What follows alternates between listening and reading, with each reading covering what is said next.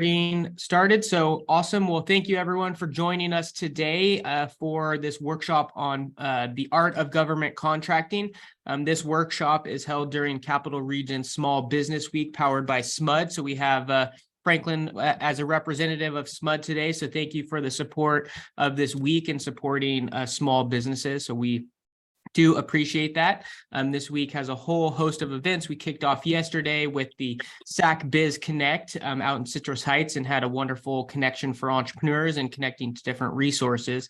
But we're excited to bring to you today an event on the art of government contracting. And before we hop into the workshop, I wanted to briefly introduce myself and the Carlson Center. So my name is Cameron Law. I serve as the Executive Director of the Carlson Center for Innovation and Entrepreneurship. I'm joined by Arlene, who's on our team. She'll give the wave there. So likely you got to see her digital footprint in terms of the marketing that got you here. So she leads our marketing and operations efforts.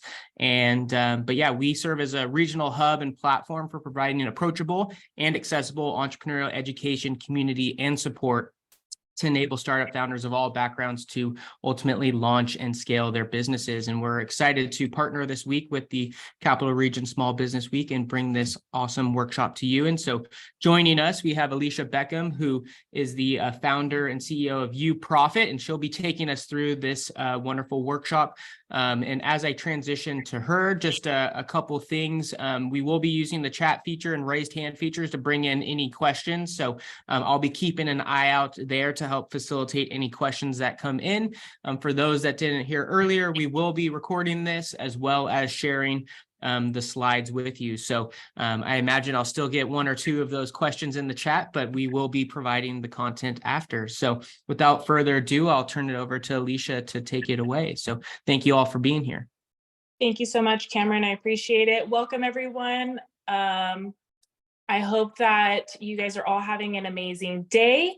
So today we're going to be talking about government contracting, which is an opportunity for businesses to work with the government to deliver high quality products and services. So depending on what you might be offering as a business owner, but that can drive growth and impact within the communities all across the nation.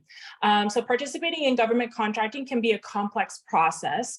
But by understanding the benefits, getting started on the right foot, following best practices, and also staying in compliance with regulations, businesses can best position themselves for success and build valuable partnerships with these governmental agencies. So let's dive in and explore what it takes to succeed in government contracting. So our presentation will provide an overview of the government contracting landscape, including the different types of contracts, procurement processes, and compliance requirements. It also offers a practical tips for businesses looking to prepare for and win government contracts, as well as strategies for staying competitive in this field. So as Cameron mentioned, I am the owner and founder of UProfit. I have my master's in business administration. I'm also certified in grants management. So everything grant funding, which is also known as our taxpayer dollars. Certified in managing all of the grant funding that I work with various clients throughout the US. I have over 15 years of experience in accounting, grants, management, audit, and also business development with small, medium-sized businesses. So I really work with all different types of organizations throughout the US. In that space. I was a previous auditor for the state of California, so that's actually how I got into literally everything that we do now. After seeing the mismanagement of our taxpayer dollars, I wanted to have a more proactive standpoint in how we can best protect our taxpayer dollars and make sure that the resources within our communities are being maximized and are going towards the various programs and services that your communities, as well as maybe your families, benefit from. Over the course of the years, we've been able to recover over $1.3 billion in our taxpayer dollars that has been left on the table.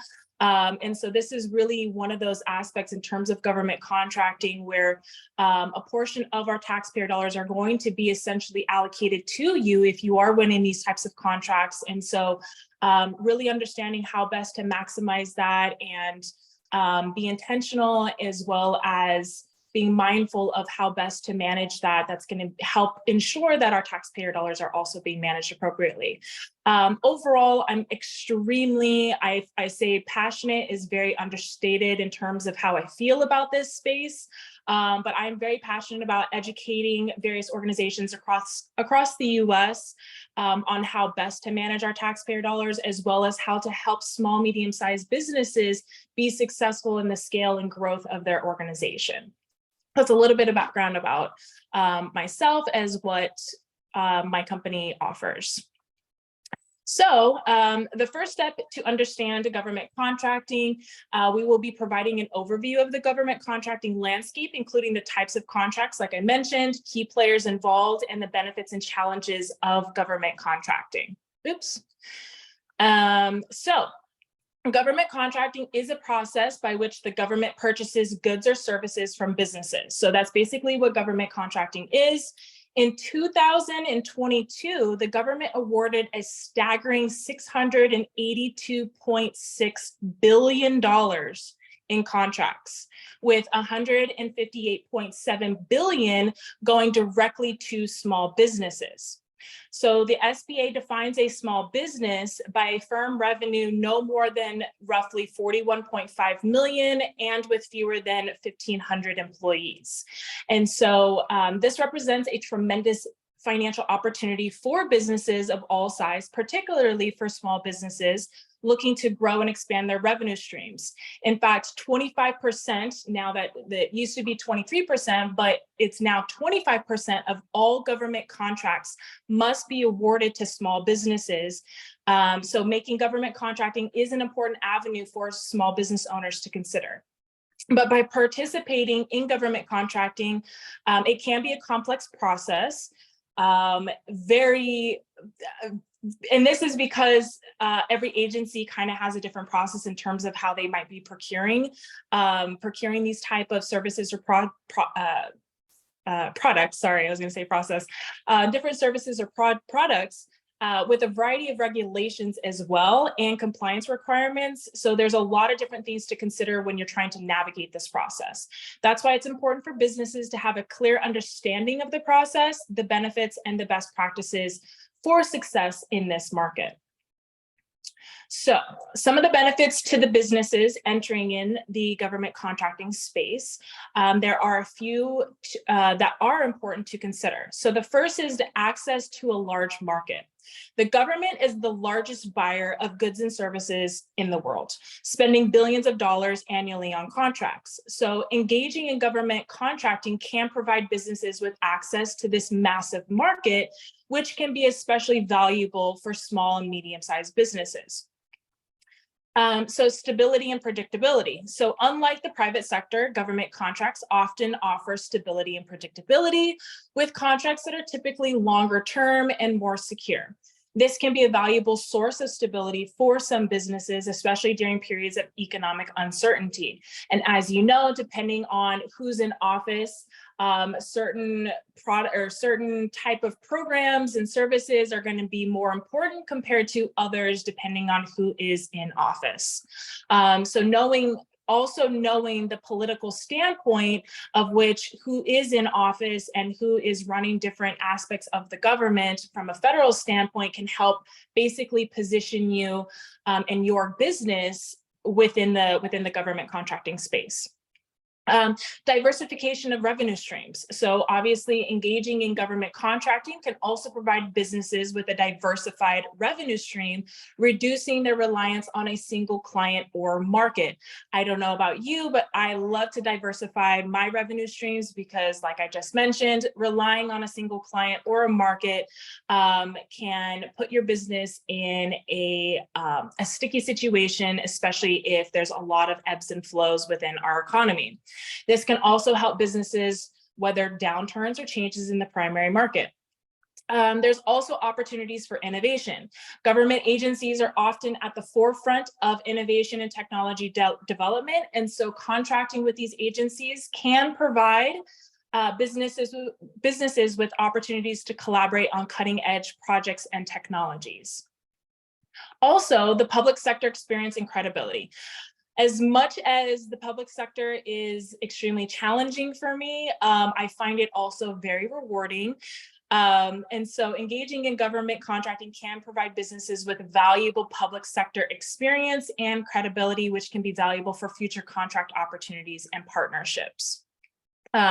The relationship that I have with government is definitely a love-hate relationship. So if any of you know my background, you definitely understand why. Oops, there we go. So while there are many benefits to government contracting, there are also obviously challenges, and here are a few. So complexity and bureaucracy. I would say the bureaucracy is probably my least favorite challenge of all of these challenges, but the government contracting process can be complex and very bureaucratic, with a range of regulations, requirements, and procedures that businesses must navigate in order to be successful. And I know that working with the Carlson Center, they provide a lot of resources, and they're trying to bring together a lot of small business owners so that we can kind of come together as small business owners to streamline a lot of those complexities and the red tape. And so being able to align with other organizations and getting involved in building those relationships with government agencies, we can kind of come together as small business owners to really position ourselves and advocate and lobby for these processes to be not as complex or bureaucratic. Also, a competitive landscape. So as you guys might be aware, if you guys do any type of bids or RFPs or RFQs or anything like that, or even just bidding, if you work with clients and you do, say, grant proposals or whatever the case may be, it is a very, very competitive landscape.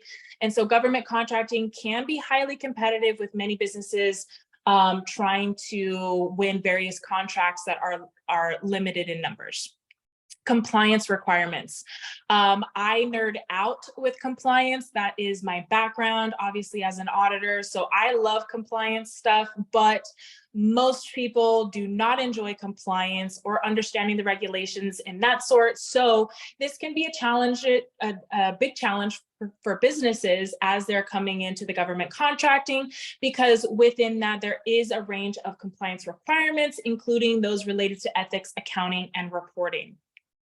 Payment delays.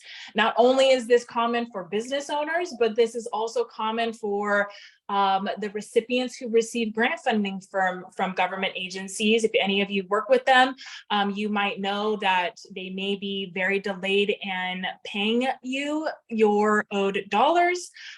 So they can be very slow, which can cause some cash flow issues within your business. So you'll want to be mindful as you engage in this type of space that you have a strong financial foundation to cover those type of delays that might occur, as well as legal and financial risks. So going back to that delay of payment, engaging in government contracting can also come with legal and financial risks, such as the risk of contract disputes or fines for noncompliance. So there are also different type of contracts. So depending on how you might be engaging with governmental agencies, so this could be federal government as well as state and local government agencies, but depending on the type of engagement that you might be entering in with the government agency, you might have different type of contracts. So the first one is a fixed price contract. These contracts establish a set price for the different goods or services being provided. The contractor assumes the risk of cost increasing or other changes in circumstances that may arise during the course of the contract. So if like your goods go up or things like that, you'll want to obviously take that into consideration as you are entering in contracts with the government agency, if you are doing a fixed price contract. Cost reimbursement contracts. This is a very common type of contract to enter into. Basically, you have to have the cost expensed first before you can be reimbursed, but it is a predetermined fee.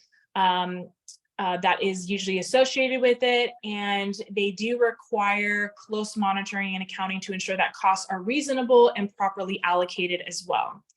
There are time and materials contracts. So these contracts pay contractors based off the time spent and materials used to perform the work. These contracts can be flexible, but also require close monitoring to ensure that costs, again, are reasonable and appropriate.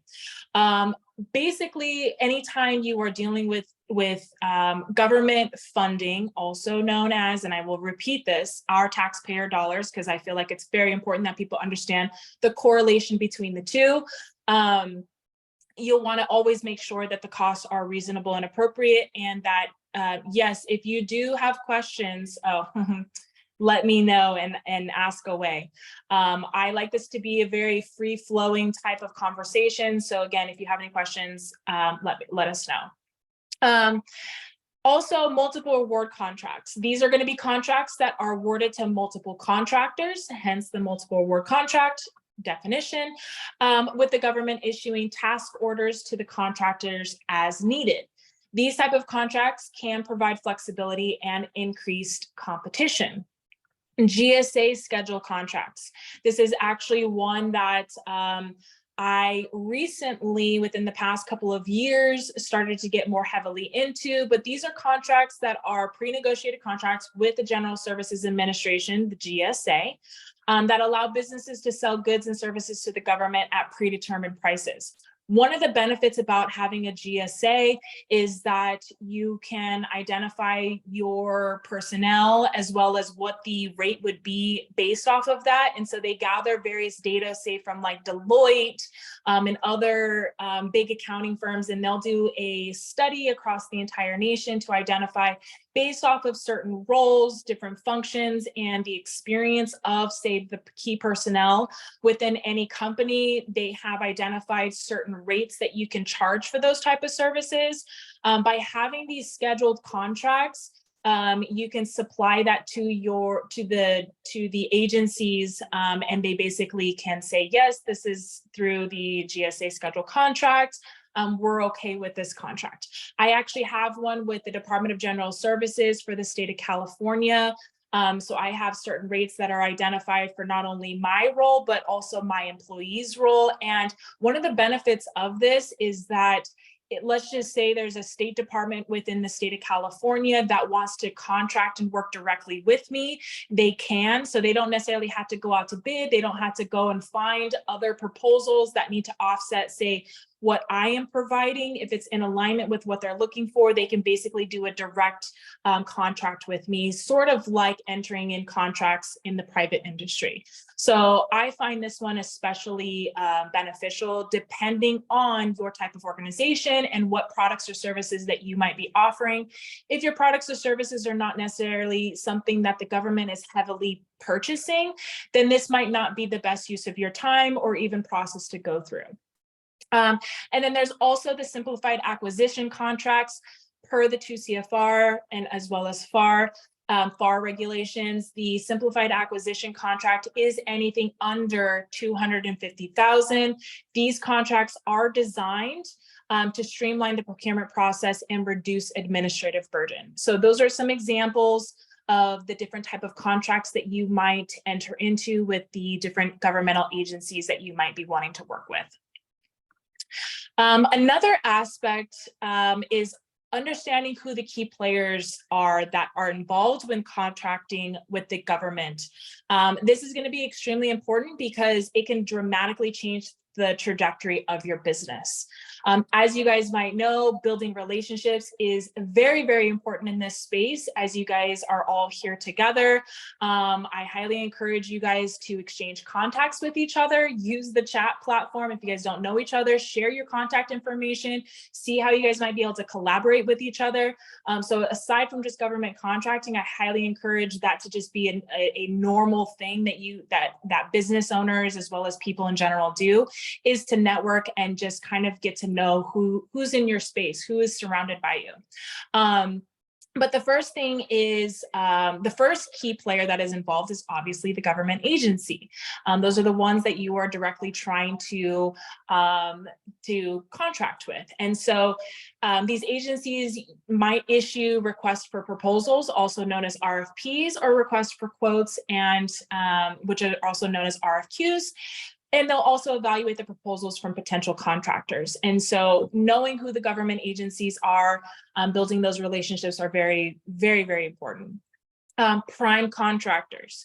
Prime contractors are going to be businesses that are awarded government contracts and are responsible for delivering the goods or services specified in that contract. Prime contractors may also subcontract with other businesses to fulfill the requirements of the contract. Prime contractors are not small business owners. And so they're not classified as small businesses because of the scale of which these companies operate. They're considered prime contractors, and most of them actually have to abide by that 25% small business contracting.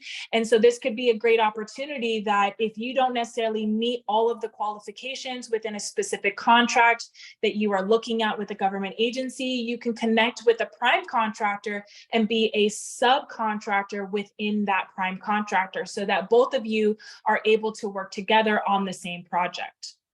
So knowing who those prime contractors are it can be very, very beneficial, so that you can build those relationships and conduct business with them. Obviously, there are other subcontractors. So subcontractors are going to be the businesses that work with the prime contractors, like I just mentioned, to fulfill the requirements of the contract. Subcontractors may provide specialized expertise or services that the prime contractor does not have in-house. So you might be able to work with other subcontractors as well, or you might also be that subcontractor. There's also procurement officers. So procurement officers are going to be responsible for overseeing the procurement process and ensuring that contracts are awarded fairly and in accordance with government regulations. Occasionally when you go, I don't know how many of you attend conferences or various events, or like different associations and things like that, but sometimes procurement officers will be there. And so being able to connect with those specific people can be very beneficial. They can let you know when certain solicitations are going to be available. So having that dynamic, again, in that relationship with those specific individuals is going to be key in really strengthening your ability to win contracts with working with government. There's also the contracting officers. So the contracting officers are going to be the ones that are responsible for managing the contractual relationship between the government and the contractor, including negotiating the terms of the contract and monitoring the performance. As you can tell, kind of having your hands in all the different, having the tentacles out in all the different areas is really going to allow you to strengthen your relationships with these agencies. We also have the Small Business Administration. So it is a government agency that provides resources and support to small businesses, including those that are seeking to engage in government contracting. And like I mentioned, industry associations. So by attending different associations, it allows you to network, gives you additional information, sorry, not information, but education, same thing. Additional education, but allows you to really network as well as build, again, strengthen those relationships with the other people that might be in those industry-specific associations. So now that we understand what government contracting consists of, the benefits, the challenges, as well as the type of contracting, and knowing the key players involved, we can prepare for the contracting with the government.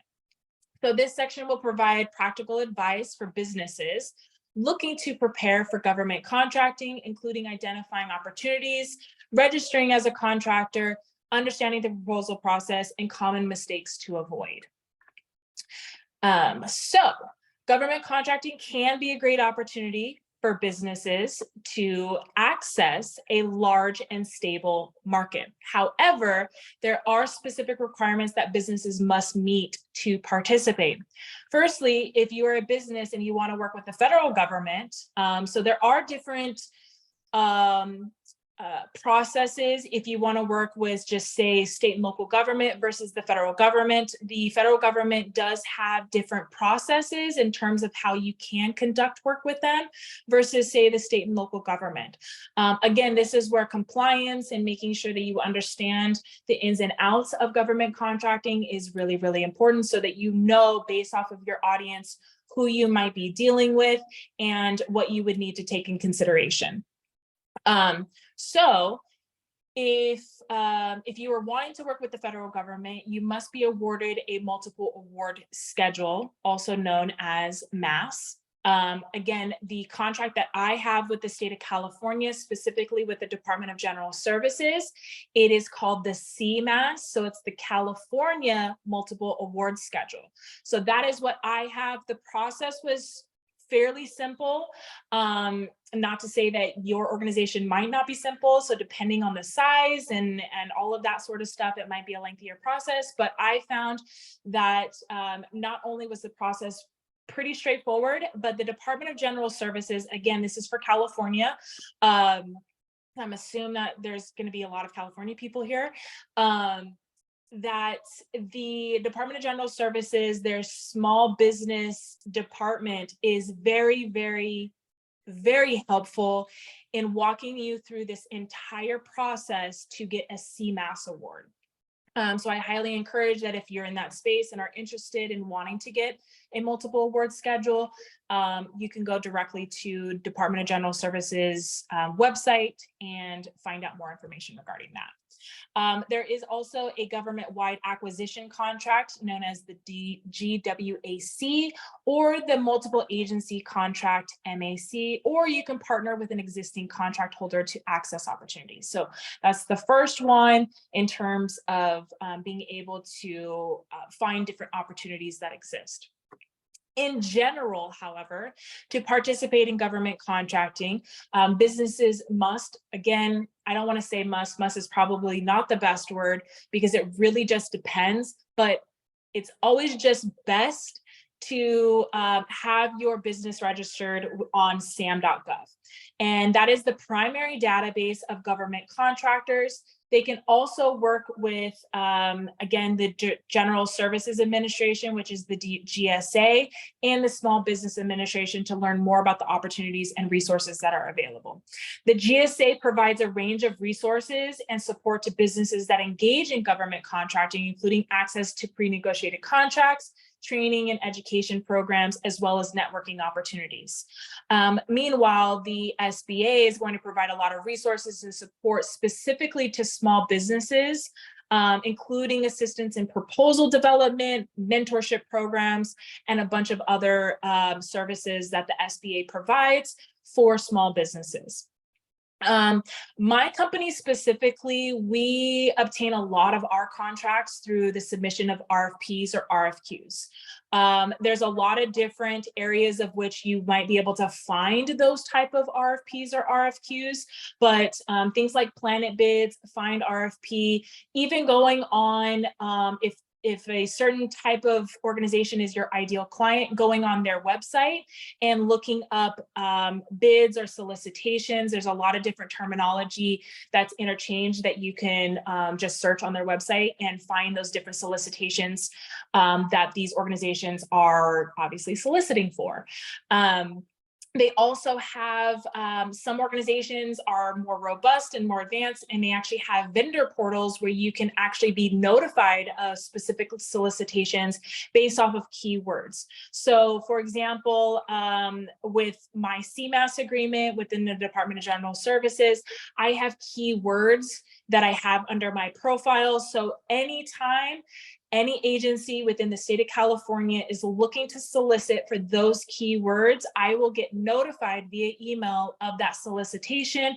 I'm able to then to click that link and view the solicitation to see if this is actually what my company can provide. Because it is pretty general, you'll kind of get everything. But you can also go on there and see what your competitors' keywords are. This is specifically related to Department of General Services when you have a profile with them. But you're able to look up, say, your competitors and see, well, what keywords are they including in their profile. You can also see how much they've been awarded. So if there's certain things that they have been awarded with, you can identify that and really tailor your profile and your organization so that you have a higher chance of winning those contracts. Obviously, attending industry conferences or association meetings, you can inquire and possibly meet with the key personnel who the buyers are at those events or those conferences, and you can receive insight into what might be coming up for services or products that they're looking for. I was in San Diego a couple weeks ago, and I attended an event. It was actually put on by the Department of General Services in San Diego.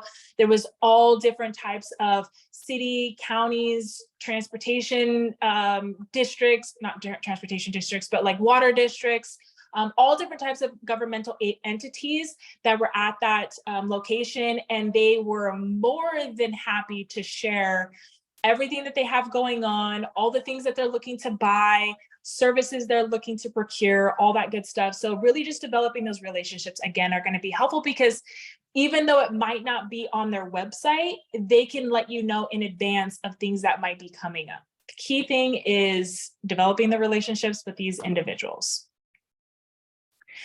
Okay, so now registering your business. So you'll want to obtain a DUNS number, and a DUNS number is a data universal numbering system, which is a unique 9-digit number that is used to identify businesses.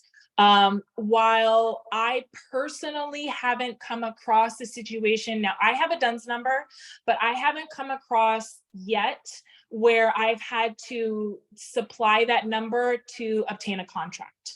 I'm just kind of giving you best practices. Doesn't hurt to have a DUNS number in the event that you find a contract that you do want to move forward with and submit a proposal for, and hey, that you need a DUNS number. At least you're already prepared and you can supply that information. But it's kind of like also the Better Business Bureau. It'll kind of like rate your business and how you are doing. So I highly encourage getting a DUNS number if you don't already have one. Like I mentioned, registering with the SAM.gov, that's going to allow you to bid on government contracts, especially federal government. So once you're in there, you have your SAM registration and all of that. You can actually see all the different opportunities that are available for contracting. Through that same process of getting registered on SAM.gov, you will also want to make sure that you register for a CAGE code. And the CAGE code is what's going to allow you to conduct business within the federal government. That's actually a pretty easy process to be able to go through.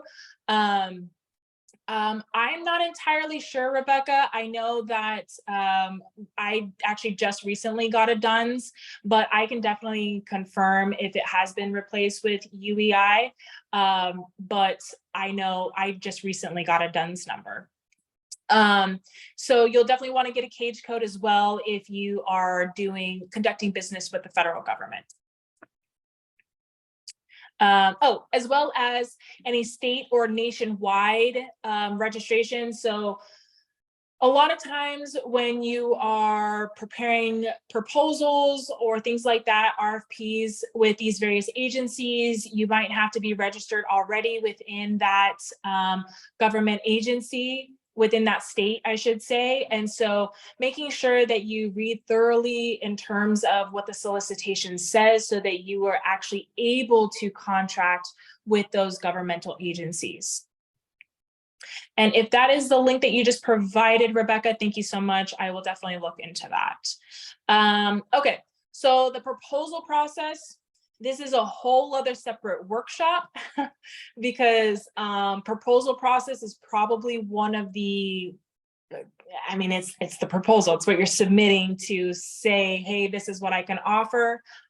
This is a whole other topic. I won't go into depth into this space, but I will cover high level points here. The most important thing you're going to want to do is conduct market research. You don't even want to go through this process if the government's not even buying your products or services. Now, the government literally buys everything, to literally everything, like from training horses to buying cadavers to buying literally anything. They'll buy as much things as they possibly can.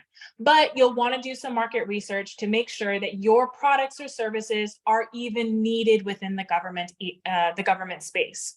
And so by identifying these potential gaps that the government agency has, you can best position your business to provide unique and valuable solutions that meet the government's needs. Additionally, researching your competition can help you understand their strengths and weaknesses and identify ways to differentiate your business, as well as ensure you are pricing correctly among your competitors. So it's one thing to know if the government needs your services, but also who your competitors are. If you don't even know who your competitors are and you're just submitting your proposals, just assuming that you're the greatest one, you're probably not going to set yourself up best in that scenario to win that that contract. And so it's always best to know who your contractors are, as well as what is your competition pricing at? If you are pricing it way too high, likely you're not going to win that contract because the majority of the pool are within the same pricing area. And so they're going to be looking at those individuals. I say that because I have made that mistake before, or you might be pricing it too low. So the government doesn't always want to have the cheapest cost, because not always the cheapest cost is going to provide the best value or the best product. And so you'll want to know, what are your competitors pricing at? And there are resources that you can research to find that information. So once you know your competition, then you can begin developing your capability statement. By understanding your competition, understanding the governmental needs, this is going to allow you to put together your capability statement so that it encompasses all of those aspects that can best position your business. And so your capability statement is going to be a brief document that provides an overview of your business, including your qualifications, experience, and core competencies. It should highlight your strengths and demonstrate how your business can provide value to the government agency. The capability statement should also be tailored to the specific needs of the agency and should include relevant information such as your team's qualifications, past experience, and any relevant certifications. They also like to have the NAICS codes. I think I might be saying the acronym wrong, but they also want to know those codes because that's how they search for those type of services or products. So having that there helps very quickly say this agency or this organization, this company has exactly what we're looking for. Then once you identify, you have all of those things together and you're now looking for solicitations, you're going to want to make sure that you review that solicitation. You're going to want to make sure that based off of what the outline of requirements are within how to put together that proposal, you are meeting their exact needs. Some, I would say not some, but majority of these organizations are very, very detail oriented. So if they say, 12-point font, Times New Roman, 1-inch margins, then do exactly what they say. Don't do anything fancy. Don't do anything outside that, because they literally will just put your proposal to the side. So really reviewing the solicitation, making sure that you understand what exactly you're getting into, the terms and conditions, the scope of work, all of that sort of stuff. You want to make sure that you abide by, not abide, but that you understand what you are going to be abiding by, and then making sure that whatever you're putting into your proposal is all encompassing. And that leads me into actually developing your proposal. Again, this is a whole other workshop in terms of best practices and structure and things like that. I things that you'd want to include. That's a whole other thing. But briefly, once you have reviewed the solicitation and you've conducted the market research, as well as developed your capability statement, you can begin actually developing your proposal. Your proposal should clearly and convincingly demonstrate how your business can meet the requirements of the contract and provide value to the government agency. So you want to make sure that you're clearly identifying this is how we solve your problem. Your proposal should also include a detailed project plan, a description of your team and their qualifications, just at a very high level, statement of work, cost proposal, and any other relevant information requested in a solicitation.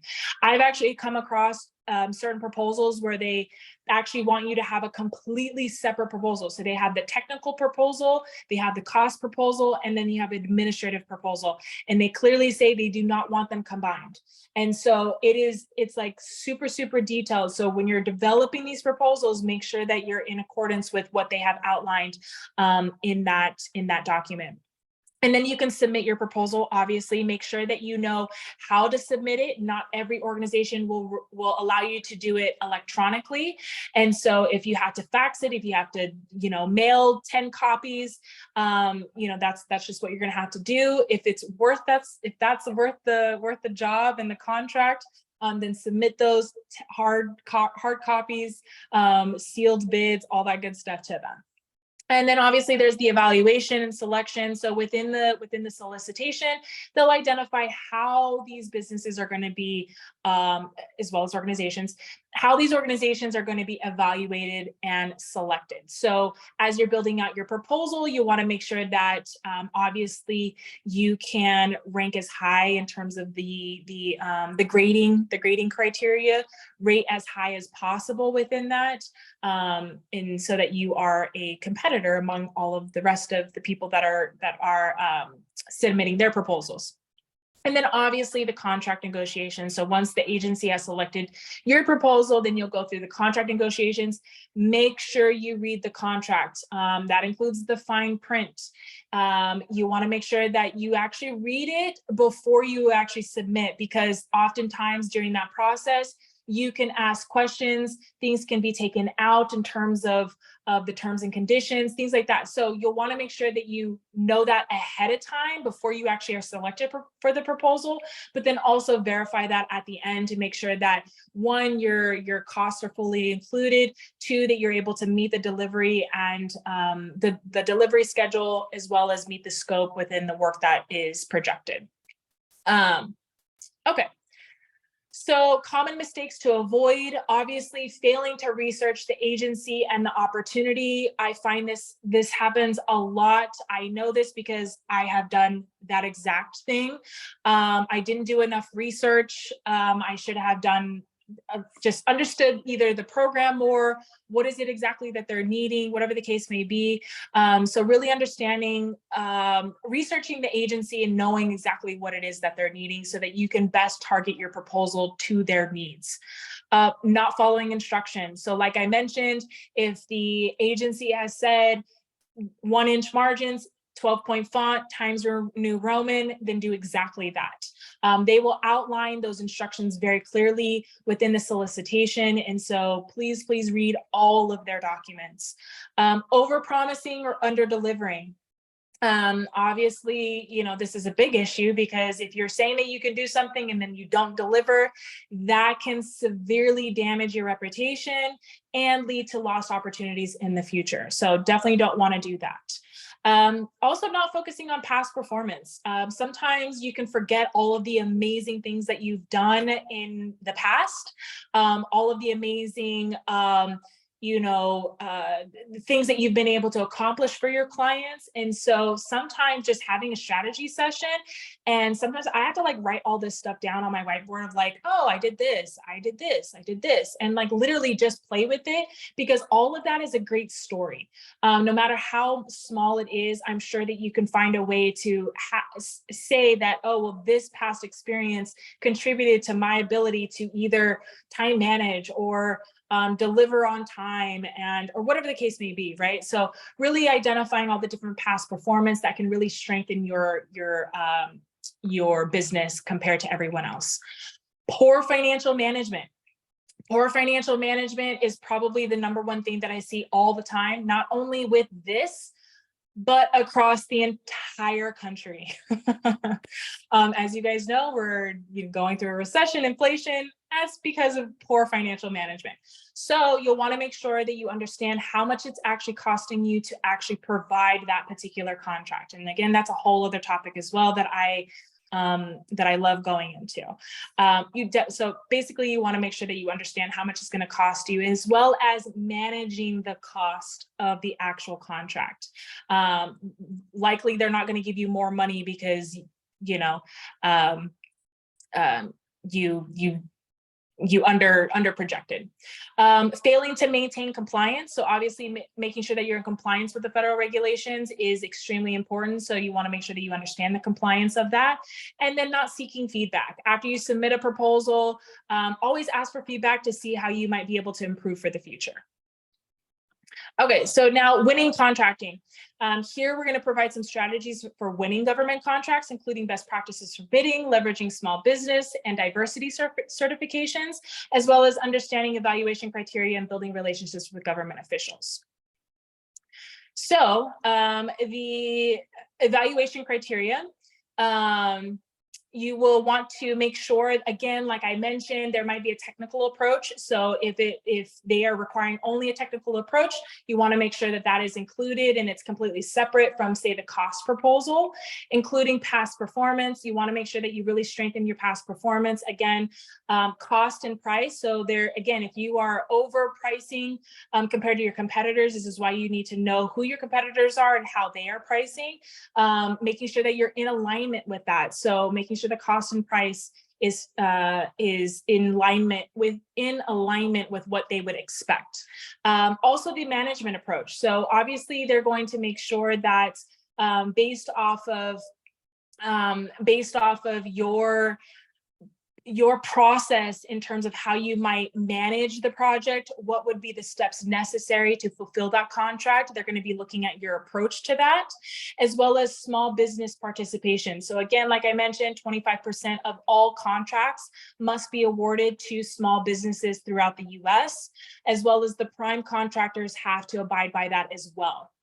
And then socioeconomic factors. So socioeconomic factors could be if you are a minority business, or you are in an underserved market, and or if you're like in a hub zone. So there's certain socioeconomic factors that can help leverage your ability to win contracts. So again, leveraging these certifications, I feel like I missed best practices. I was like, I felt like I missed a slide. Okay, so let me go back to the best practices. We touched on the evaluation criteria.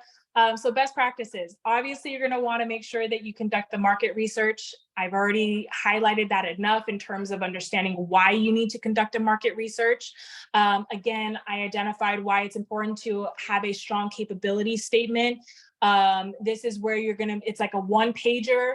It highlights exactly what you need. Oftentimes you can just submit that capability statement to the agency and they can say yay or nay if they want to work with you, especially if you have a MAS or a GSA contract. Again, building those relationships with government agencies, that's going to be extremely helpful if you have those strong relationships. It is who you know. Unfortunately, that's how it is a lot of times in just doing business in general. That's the case in government agencies. So again, build those relationships. Obviously, developing a sound financial management plan. I've already touched on that. Focusing on past performance, staying up to date with regulations and compliance. That's going to be very, very big in terms of making sure, okay, great that you got this contract, all that. But if you can't even stay in compliance with it, then you're going to have to pay it back. Or you might have some other ramifications that's going to be detrimental to your business. So again, it's great that you can get this money and win these contracts and provide these critical services. But if you can't even stay in compliance with the regulations, then you really didn't do anyone any good. And then obviously seeking feedback and continuous improvement. Okay. So now let's go into leverage certifications. So leveraging your certifications can help you stand out from your competition. So if you obviously are differentiating yourself among the competition, this is going to help your business stand out among the others. Targeting. So again, many government contracts, they actually all of them, they have to set aside 25% to specific types of businesses. So small businesses, women-owned businesses, minority businesses, other types of specific type of businesses, they have to award certain contracts to them. Access to resources. So obviously with some of these certifications, you have more access to training, mentoring, and networking relationships. Contract bundling, so being able to combine several contracts into one larger contract. This can make it difficult for some businesses to compete. However, some certifications such as the 8A provides access to set aside contracts that are specifically designed to help small businesses compete for larger contracts. So where you can leverage certain certifications, definitely do that. And then also with some of these certifications, you can have increased competitiveness. So I definitely use small business, women-owned, minority. I use it all. I want to leverage it all because while conducting business normally, say in the private sector, all of those things can be against me, unfortunately. Well, with the government, they have to award at least 25%. So at least I have at least a 25% chance of winning some other contracts. Okay, so obviously understanding building these relationships is critically important. So I've kind of already highlighted on understanding the agency needs, building those relationships with those governmental agencies. It allows you to be able to have access to information that may not already be open to the public yet. I like the inside scoop. I don't know about you, but having early access to information is always beneficial. Networking. So again, building those relationships, making sure that because someone else, even though an agency might not need your services, they might know off the top of their mind what other organization might need your services. This is even though government in general is a large space, it is a very close-knit community. And so the more people you know, the better, because that means that someone else might know someone else that might know someone else that might need your services. And then also it helps enhance your reputation. So the more people that know you, they're going to be like, oh yeah, Sally was really good at, doing X, Y, and Z. She would be very beneficial to you. So by natural, natural kind of third-party touch of someone saying and like, oh, hey, you're good. You do really good work, that can help leverage your ability to win contracts as well. And then obviously it demonstrates reliability, right? So if other businesses and other organizations are wanting to work with you, that's going to give confidence that another organization can rely on you to provide similar services that you've been providing to other organizations as well. So now lastly, it's one thing to, win the contracts and, do all of that stuff, but then now navigating contracting compliance. Again, it's not helpful if you don't know how to stay in compliance with a contract. So we'll quickly go over the different areas of which you should be mindful of to stay in compliance and understand the regulations associated with contracting. I keep doing that. So regulations and compliance, you'll want to make sure, so businesses that are going into contracts, they're actually going to fall under the FAR, which is the Federal Acquisition Regulation. And this is a set of regulations that governs the acquisition process for government contracts. It covers a wide range of topics, including contract formation, competition requirements, and contract administration. The SBA, they basically will ensure that you understand business size standards, set aside programs, and subcontracting limitations. So they have a lot of information on there in terms of, well, are you even considered a small business based off of your industry?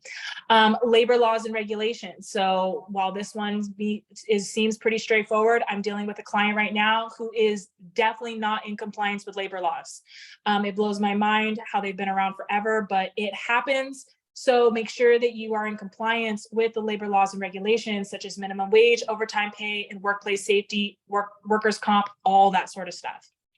A lot of times they're going to require you to have certain insurance and workers' comp and things like that. So make sure that your business has that before you enter in a contract so you can stay in compliance. Security and data privacy. So obviously the government's very, they have a lot of sensitive data and information. So it's really important that whatever systems or how you are distributing information and collecting data or whatever it is that you need from the potential client, that you have systems in place, internal controls in place to safeguard the data and any sensitive personnel information. Ethics regulations, obviously you want to make sure that there is no conflict of interest, kickbacks and gratuities. Environmental regulations. So some government contracts, depending on the space that you're in, does have environmental regulations and requirements. And so those are going to include like waste disposal, pollution prevention, and resource conservation. So depending on what industry that you're in, you want to make sure that you're in compliance with that. And then obviously any other type of regulations, state, local government regulations, every organization is differently. So making sure that you understand what those regulations are so you can stay in compliance. And then obviously to stay in compliance, making sure that if you don't know FAR, I would highly encourage like to get some training or whatever the case may be, because it's a lot of information. Unless you're a nerd like me and love regulations, it can be a lot. So making sure that you understand FAR, making sure you maintain accurate records and documents. So as a previous auditor, this is very, very big, extremely big, making sure that you have and retain records and documents within your organization as it pertains to that contract. Again, meeting the security and data privacy requirements, and then obviously staying up with regulatory changes. Regulations change all the time. And so again, if you aren't a nerd with regulations, you might want to pick that hobby up because that will ensure that you are always in compliance with the new and latest regulations that the government changes on us all the time.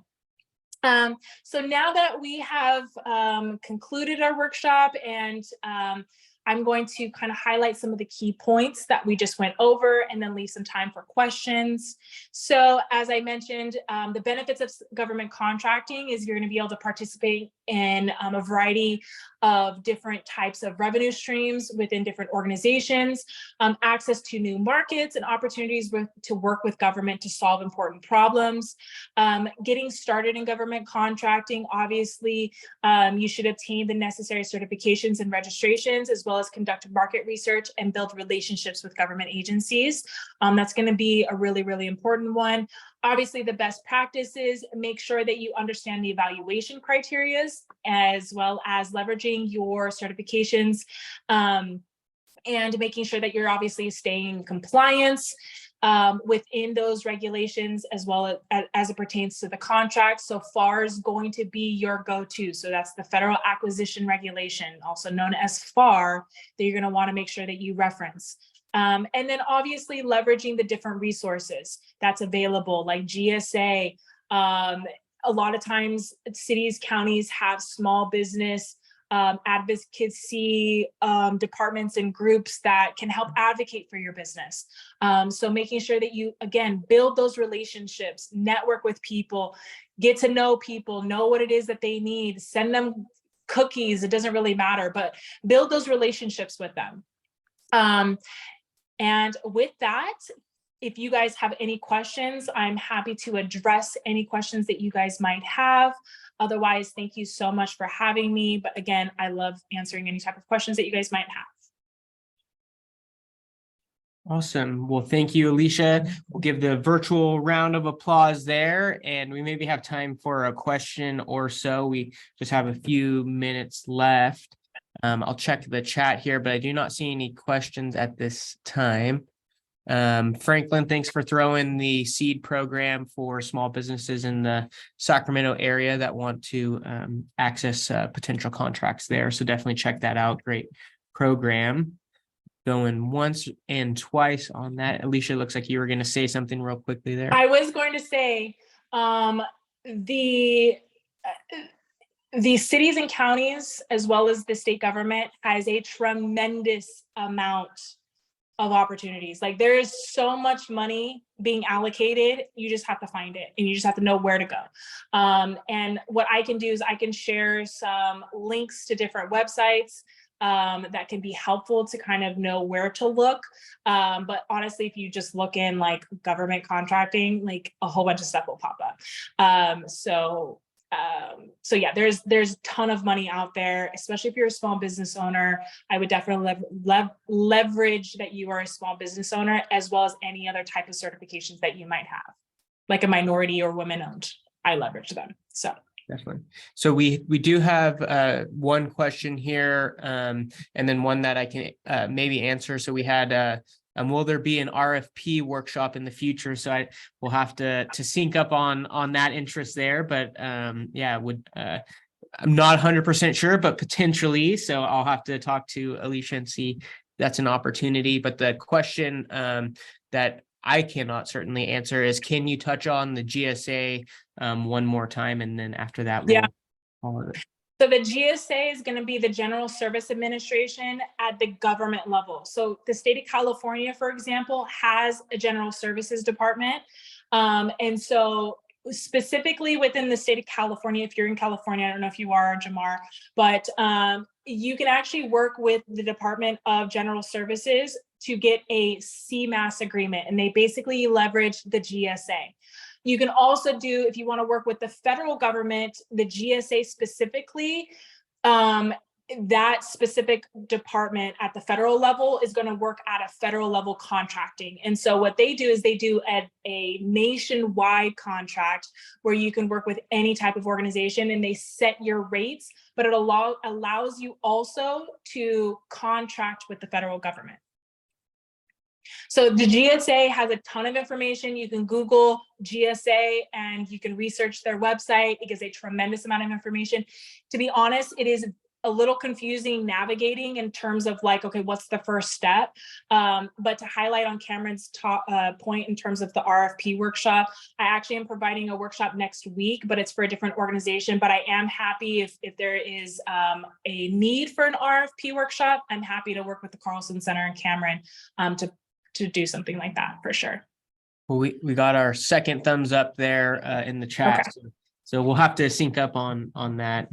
But I think that sounds like there's interest in exploring that as well. So very good. Well, I think if there's any additional questions, we will be following up with the recording as well as the slides. And then as you can see on the slides, you have Alicia's email. So, feel free to, I think, probably reach out there, and certainly reach out to me if there's any other questions around kind of entrepreneurship and startups. But want to give another last virtual round of applause. Thank you for spending the day with us here and sharing just great content and supporting these entrepreneurs and accessing the great opportunity of working with the government. So thank you all for being here and celebrating Small Business Week. And we look forward to seeing you about the ecosystem. So thank you all, and we'll see you soon. All righty. Thanks, Bye-bye. guys.